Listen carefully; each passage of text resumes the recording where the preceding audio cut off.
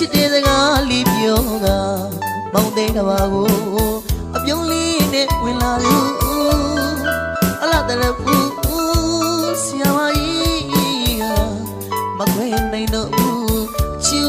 လို့ရင်ဖွင့်ခဲ့သူမောင်ရဲ့ရင်ဝင်နေမှာချစ်စကားလေးတွေဖွဲ့ကကြည့်ပြီးမာယာပြုံးတွေနဲ့တူကျွန်တော်ချစ်ရတယ်မ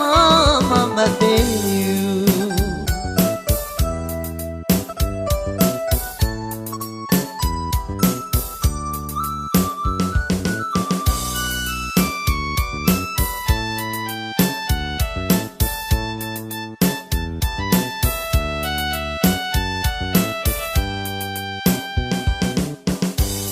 ချစ်ရဲ့နှုတ်ပြလေးက